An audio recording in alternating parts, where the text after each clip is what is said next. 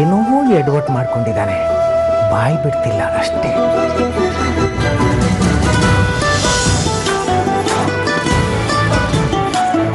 ಏನಾಗಿದೆ ಇವನಿಗೆ?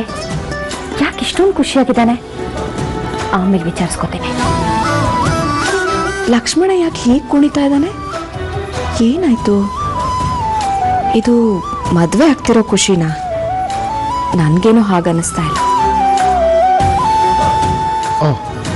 ಎಲ್ರಿಗೂ ಬಾಯ್. ಅಪ್ಪ, ಇವತ್ತು ನನ್ನ ಕಾರೇ ತಗೊಂಡು ಹೋಗ್ತೀನಿ.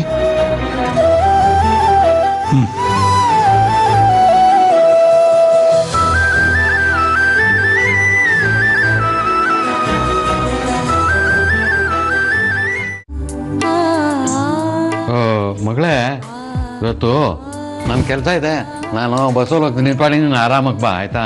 ಯಾಕೆ? ನಾನು ಹೊರಟೆ, ನೀನು ಡ್ರಾಪ್ ಮಾಡೇ ಹೋಗ್ತೀನಿ. ನಾನು ಯಾವುದೋ ಒಂದು ಬಸ್ಸಲ್ಲಿ ಹೋಗ್ತೀನಿ ಬಿಡಮ್ಮ. ಯಾಕೆ? ಬಸ್ ಡ್ರೈವರ್ ಅಂದ್ರೆ ಅಷ್ಟೊಂದು ಪ್ರೀತಿನ? ಬಸ್ಸಲ್ಲಿ ಹೋಗ್ತಾನೆ ತಡಿ. ಅಯ್ಯೋ, ನಾನು ಬಂದೆ. ಅಲ್ಲಮ್ಮ, ನನಗೆ ಆಫೀಸಲ್ಲಿ ಸಿಕ್ಕಾಪಟ್ಟೆ ಕೆಲಸ ಇದೆ, ನಾನು ಬಸ್ ಹಿಡ್ಕೊಂಡು ಹೆಂಗೋ ಹೋಗ್ತೀನಿ. ನೀನು ಯಾಕೆ? ನೀನು ಆರಾಮಾಗಿ ನಿಧಾನಕ್ಕೆ ಬಾ. ಸಿಕ್ಕಾಪಟ್ಟೆ ಕೆಲಸ, ಬೇಗ ಹೋಗ್ಬೇಕು ಅಂತೀಯಾ? ಬಸ್ಸಲ್ಲಿ ಹೋಗ್ತೀಯಾ? ಇಲ್ಲಿಂದ ಬಸ್ ಸ್ಟಾಪ್ಗೆ ನೀನು ಹೊಟ್ಟೆ ಇಟ್ಕೊಂಡು ನಡ್ಕೊಂಡು ಹೋಗೋದಕ್ಕೆ 10 ನಿಮಿಷ, ಆ ಬಸ್ ಬರೋದಕ್ಕೆ ಇನ್ನೊಂದು 10 ನಿಮಿಷ. ಅದು ಉತ್ಸವ ಅಂತ 8 ಸ್ಟಾಪಲ್ಲಿ ನಿಂತ್ಕೊಂಡು ಹೋಗೋದಷ್ಟರಲ್ಲಿ ಇನ್ನೊಂದು 3/4 ಗಂಟೆ ಆಗುತ್ತೆ. ಆಮೇಲೆ ನೀನ್ ಸ್ಟೇಷನ್ಗೆ ತಲುಪೋದಕ್ಕೆ ಇನ್ನೊಂದು 1/4 ಗಂಟೆ, ಹೋದ್ಮೇಲೆ ಸುಧಾರಿಸ್ಕೊಳ್ಳೋದಕ್ಕೆ ಮತ್ತೊಂದು ಗಂಟೆ ಬೇಕಾಯಿದೆಲ್ಲ. ಸುಮ್ಮನೆ ಬಾ, ನಾನೇ ಕರ್ಕೊಂಡು ಹೋಗ್ತೀನಿ 20 ನಿಮಿಷದಲ್ಲಿ ನಿನ್ನ.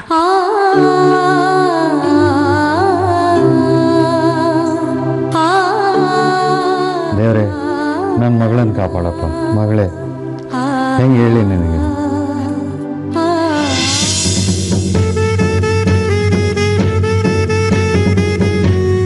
ಅನುಪಮ